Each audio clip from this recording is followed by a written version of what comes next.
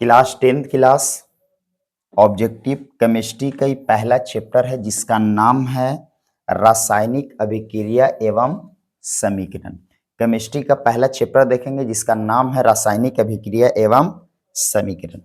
पहला क्वेश्चन है, जब किसी अभिक्रिया के समय किसी पदार्थ में ऑक्सीजन की वृद्धि होती है तो निम्नलिखित में क्या कहा जाता है?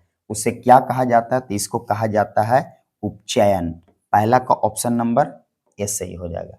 क्या कहा जाता है? उपचयन कहा जाता है।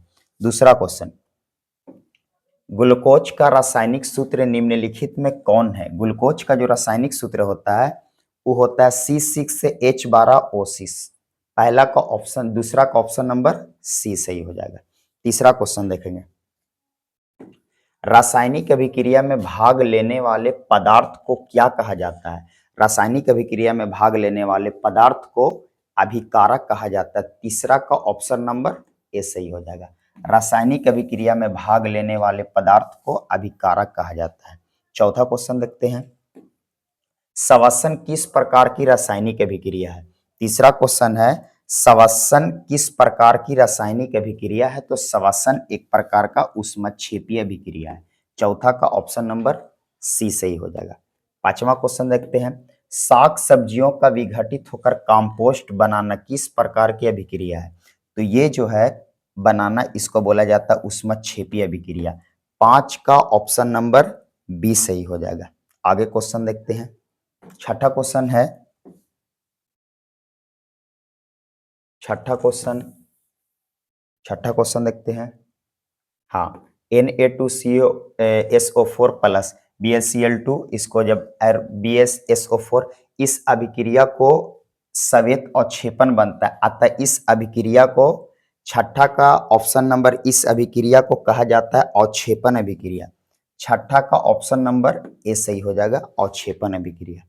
सातवां क्वेश्चन देखते हैं, मैग्नीशियम रिबन का वायु में दहन वायु में दहन ये एक प्रकार का काची है, तो रासायनिक अभिक्रिया है। 7 का ऑप्शन नंबर डी सही हो जाएगा, एक रासायनिक अभिक्रिया है। 8वां नंबर क्वेश्चन देखते हैं, सीएनजी के कौन कौन अवयव हैं? सीएनजी के कौन कौन अवयव हैं? तब पहला ऑप्शन में मीथेन, दूसरा एथेन है, तीसरा प्रोपेन है, यानी कि तीनों है। और जो सबसे प्रमुख अवयव है जिसका नाम है मेथेन।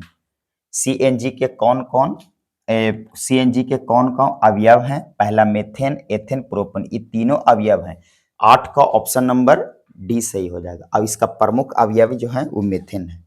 9 नंबर क्वेश्चन देखते हैं, एलपीजी से गैस रिसाव का पता किसने लगाया? तो ये जो लगाया था इथाइल मार्क कैप्टन। 9 का ऑप्शन नंबर बी सही हो जाएगा। 10वां नंबर क्वेश्चन देखते हैं। 10 नंबर, संगमरमर का रासायनिक सूत्र है। संगमरमर जो है, संगमरमर का रासायनिक सूत्र है, ऑप्शन नंबर सी सही हो जाएगा। ऑप्शन नंबर सी सही हो जाएगा। संगमरमर का रासायनिक सूत्र होता है CaCO3। इसी को बोला जाता है कैल्शियम कार्बोनेट। इसी को बोला जाता है कैल्शियम कार्बोनेट। आगे क्वेश्चन देखते हैं। 11 नंबर, भोजन का पाचन तथा पकाना किस प्रकार की अभिक्रिया है? भोजन का पाचन तथा पकाना किस प्रकार की अभिक्रिया है? 11 का ऑप्शन नंबर ए सही हो जाएगा, अपचयन अभिक्रिया है। 11 का ऑप्शन नंबर ए से, भोजन का पाचन तथा पकाना, भोजन का पाचन नहीं, पचना तथा पकाना किस प्रकार की अभिक्रिया है? तो ये जो है अपचयन अभिक्रिया। 11 का ऑप्शन नंबर ए सही हो जाएगा। 12, निम्नलिखित में कौन ऑक्सीकारक है? बोला कि निम्नलिखित में कौन ऑक्सीकारक है? तो जो ऑक्सीकारक है वो 12 का ऑप्शन नंबर डी सही हो जाएगा, O2। O2 का नाम है ऑक्सीजन। 12 का ऑप्शन नंबर डी सही हो जाएगा। आगे क्वेश्चन देखते हैं। 13, समीकरण 2H2 प्लस O2 जब हाइड्रोजन को ऑक्सीजन के साथ रिएक्शन कराएंगे तो H2O बनेगा, यानी कि जल बनेगा। ये कौन सा अभिक्रिया है? तो इसको संयोजन अभिक्रिया बोला जाता है। संयोजन अभिक्रिया, जिसमें 2 या 2 से अधिक अभिकारक मिलकर एक नवीन पदार्थ का निर्माण करता है। 2 या 2 से अधिक अभिकारक मिलकर एक नवीन पदार्थ का निर्माण करता है। इस अभिक्रिया को बोला जाता है संयोजन अभिक्रिया। 13 का ऑप्शन नंबर ए सही हो जाएगा।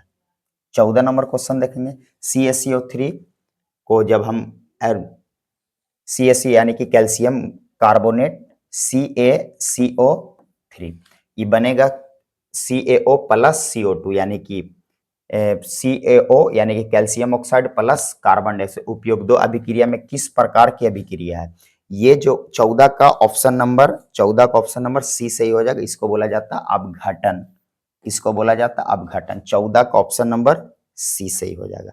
इसमें ऑब्जेक्टिव 14 को क्वेश्चन था। आगे वाला वीडियो में केमिस्ट्री का और अगला ऑब्जेक्टिव लाएंगे। ये किस प्रकार की अभिक्रिया? अपघटन अभिक्रिया। 14 का ऑप्शन नंबर सी सही हो जाएगा।